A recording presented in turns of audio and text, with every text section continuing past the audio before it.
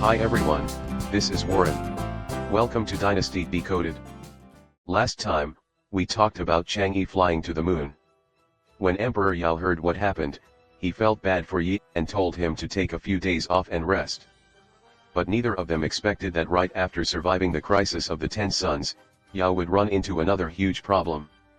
Out of nowhere, it started pouring. And not just normal rain, this was on a whole different level. It kept coming down until it triggered massive flooding. People were losing their homes, everything was chaos. Seeing how bad it got, Yao quickly called a meeting with his officials, hoping to find someone who could handle the flood control situation ASAP. What he didn't expect, his brothers, Houji and Qi, along with all the ministers, unanimously recommended Kong Ren, a guy who used to hang around Emperor Xi and had a pretty bad reputation. Yao shook his head and said, "I don't know. I don't think Kong Ren's the right guy." The others pushed back, "Sure, his character isn't great, but he's never really done anything bad. And honestly, the way he talks about flood control's super convincing. The guy clearly knows what he's doing. We shouldn't ignore his ability just because of his personality." Yao thought to himself, "That's fair, but my concern isn't just his character. It's that he talks a big game, but that doesn't mean he can actually deliver." See, Yao knew exactly what kind of person Kong Ren was. He wasn't the type to do bad things directly. Instead, he manipulated people with words, tricking others or pushing them to act on his behalf. That's why no one had really caught him doing anything shady. For example, Yao once overheard a conversation between Kong Ren and Feng Meng.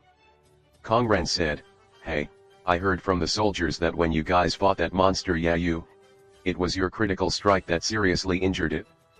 And when you took down the Shihu snake, you and Yi shot its eyes from a distance at the same time, right?"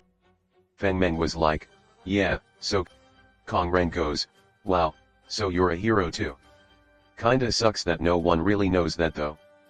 But hey, Yi really values you. Once he retires, that general position's gotta be yours. Good for you, man." Sounds harmless, right? Like, no big deal, but here's the thing, words hit differently depending on who's hearing them. And Kong Ren knew exactly what he was doing. Feng Meng had a huge ego. And Yi, still strong, probably gonna live a long time. So what Kong Ren was really planting in Feng Meng's head was this: all your credit is being taken by your master. As long as Yi's alive, you'll never get your moment. And just like that, he's driving a wedge between master and student. That's what makes him dangerous, not what he says on the surface, but what he's trying to stir up underneath. So, should Yao listen to his ministers? In the end, he did, because he didn't have a better option. He called Kong Ren in and asked about his flood control plan. Kong Ren immediately started laying it all out, talking non-stop like he had everything figured out. But when Yao pressed him, "How many people do you need, what resources, how are you actually gonna execute this?" Kong Ren started stumbling. That's when Yao knew, yep, just like I thought. All talk, no action. But could he reject him? Not really. The ministers were all backing him, and the flood situation was urgent. There was no time to wait around for the perfect candidate. So Yao basically went, "Alright, let's just give it a shot," and put Kong Ren in charge. At the same time, Yao didn't just sit around. He secretly kept looking for someone who could actually handle the floods. He had this nagging feeling, like there was someone out there. But he just couldn't remember who. Then one day, it hit him. Oh man, how did I forget about someone this important? Queen Mother of the West. I can ask her. So he immediately called in Houji and Yi. Why Yi? Because he'd been there before.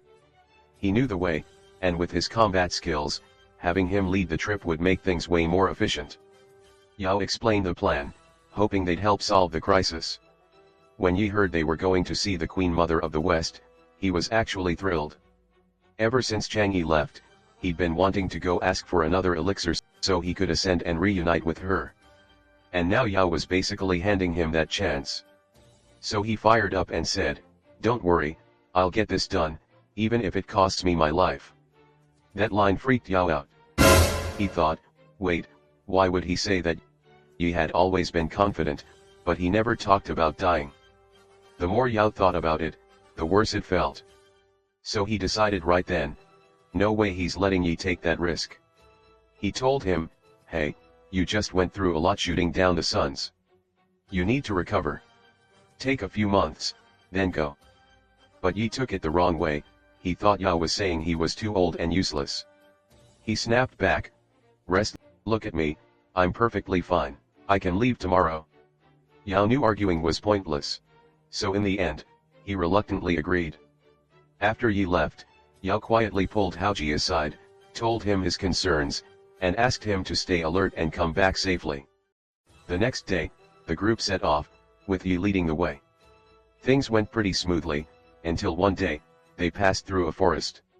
Suddenly, this massive white rabbit popped out. And not just big, this thing was huge, like the size of a donkey. Yi, still kind of a kid at heart, was fascinated. He'd never seen anything like it, so he decided to catch it and bring it back to show Yao. Houji tried to stop him, come on, that's not what we're here for. Let it go. But Yi didn't listen. Seeing the rabbit about to escape, he quickly drew his bow and shot, hitting its leg perfectly. They rushed over, caught it, and locked it in a cage. Houji kept trying to talk him out of it, but Yi insisted, relax, we'll drop it off at a nearby village, have them take care of it, and pick it up on the way back. It's just a rabbit, it's not a big deal. So they carried on. But then something weird happened. Out of nowhere, a strange gust of wind blew through. And just like that, the rabbit vanished. No broken cage, no escape. Just, gone. Everyone was confused. Yi was especially frustrated. He had wanted to show Yao something amazing, but now it just disappeared into thin air. Even though everyone felt something was off, no one dared to bring it up. That night, Yi had a dream. In it, the rabbit transformed into a man and walked toward him. The man said, my name is Yuan Fujun. I used to be the spirit of this mountain. The moment Yi heard that name, he froze. Years ago, a fortune teller had warned him, if you ever meet Yuan Fujun, stay as far away as possible.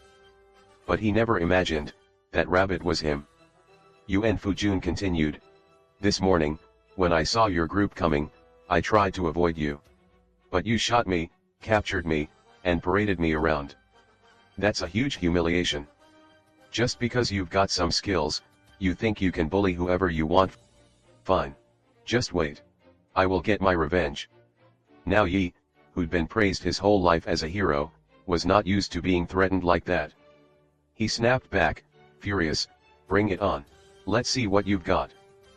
Yuan Fujun smirked. You're right, I might not be the one who can take you down. But your student, Feng Meng, he can. Just wait. Yi scoffed. Feng Meng, he's my student, I know exactly what he's capable of.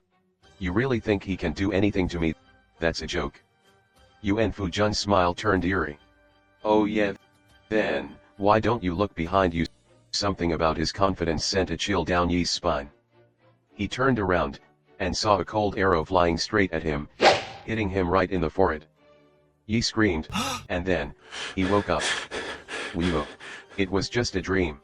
But it felt way too real. After calming down, a thought hit him. If that rabbit really was Yuan Fujun, then I might be doomed. So that same night, he rushed to find Houji and told him everything. I think, I don't have much time left, Yi said.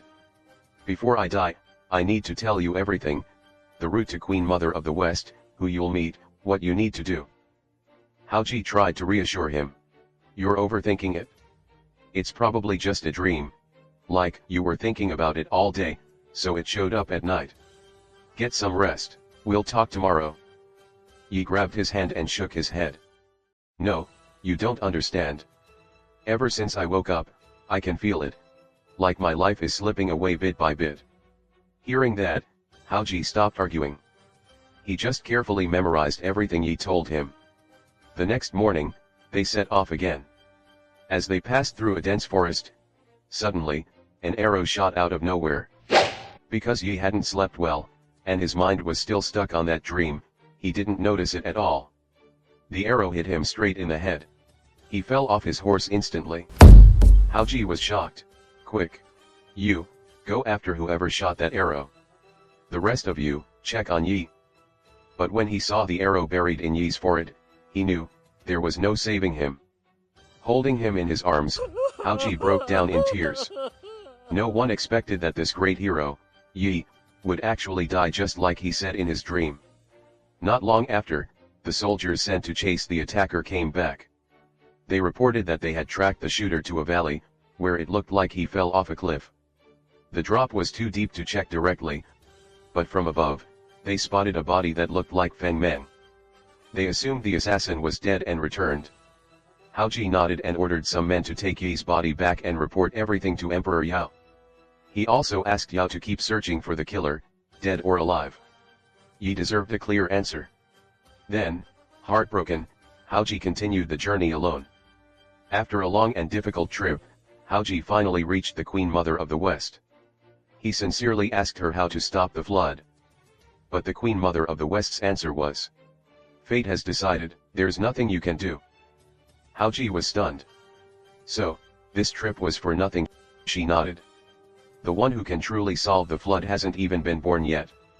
You'll have to wait 30 years. When the time comes, the right person will appear." With that crushing news, Houji returned to Pingyang and reported everything to Yao.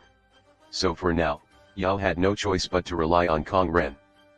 But years passed, and not only did the floods not improve, they got even worse. Eventually, things got so bad that Yao had to move the capital from Pingyang to Tang. At that point, Yao knew, this wasn't working.